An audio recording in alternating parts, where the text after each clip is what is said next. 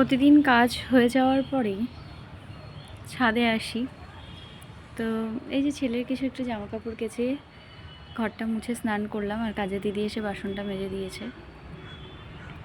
কালকের থেকে ওষুধ খেয়ে ভালো আছি অনেকটাই। তো ভীষণ ভালো লাগে পাখিদের আনাগোনা, আকাশে পাখি উঠছে। আর আমার বাড়িতে তো পায়রা আছে, কিছু পায়রা দেখি জল খেতে এসেছে ছাদেই, কল থেকে একটু জল পড়ে, ওখান থেকে দেখি জল খাই। তো এইভাবেই চলছে দিনগুলি, বেশ ভালো লাগছে। আজকে শরীরটাও অনেকটাই ফ্রেশ। তো স্নান হলো, স্নান করে পুজো করলাম।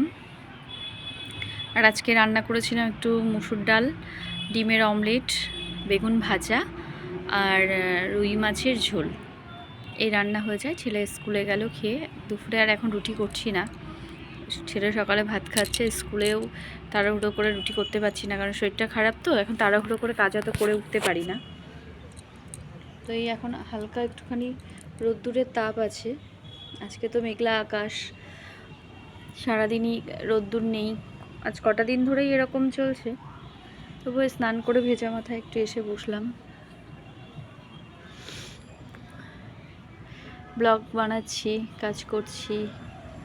জানি না সফলতা কতটা আসবে, তবে পরিশ্রম করলে নাকি বিফলে যায় না।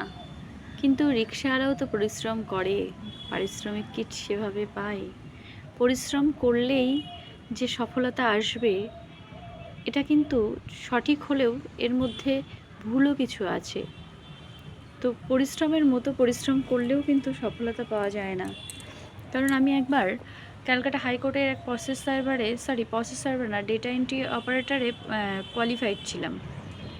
তো কম্পিউটার টাইপিং ছিল, আমি দিন রাত খুব চেষ্টা করতাম টাইপিংয়ের। আমি কম্পিউটার সেন্টারে গিয়ে শিখলাম টাইপিংটা, খুব ভালো টাইপিং শিখে গেছিলাম। কিন্তু ওখানে গিয়ে দেখলাম জর্জের যে চার্জশিট হয় সেগুলো দিয়েছে টাইপিংয়ে। তো মানে একটা ওয়ার্ড না হলেও মিনিমাম 25-30টা লিটারে। কিন্তু আমরা যখন বড় বড় প্যারাও মানে প্র্যাকটিস করেছি, কখনো ওরকমভাবে আমাদের প্র্যাকটিস করা হয়নি। আমরা ছোট ছোট ওয়ার্ডও যে প্র্যাকটিস করেছি তাও নয়, বড় বড়ই, কিন্তু সেগুলো 10-15টার মধ্যে। এরকম বড় বড় ওয়ার্ড টাইমিংটা মানে 15 মিনিট ছিল। কীভাবে যে 15 মিনিট টাইমটা বেরিয়ে গেল বুঝতেই পারলাম না। তো সত্যিই পরিশ্রম করেছিলাম, কিন্তু পরিশ্রমের ফলটা তো পেলাম না। সামান্য কিছু ওয়ার্ডের জন্য আমি বাদ পড়ে গেছিলাম, খুব খারাপ লেগেছিল। মানে একদমই কাছাকাছি এসে বাদ হয়ে গেছি। তো সেই জন্যই বলছি যে পরিশ্রম করলেই যে সবসময় সফলতা আসে তাও কিন্তু নয়। কিন্তু চেষ্টা বা হাল কোনোটাই ছেড়ে দেওয়ার পাত্রী আমি নই। আমি আমার মতোভাবে বিভিন্ন কিছুতেই আমি চেষ্টা করে যাচ্ছি, যদি এখন শরীরটা পারমিট করে না। আর সত্যি কথা বলতে 30 বছর পার হয়ে গেল, এখন কিছু পড়াশুনো করতে গেলেও যে মুখস্থ হয় সেভাবে মনে থাকে, আর মুখস্থ করাটাও খুব টাফ হয়ে যাচ্ছে। বয়স বাড়লে তো আমাদের সেভাবে মুখস্থও হয় না, কিন্তু বাচ্চারা যেমন তাড়াতাড়ি ক্যাপচার করতে পারে, অল্প বয়সী যারা আছে পড়াশুনো করে বা চর্চা করে।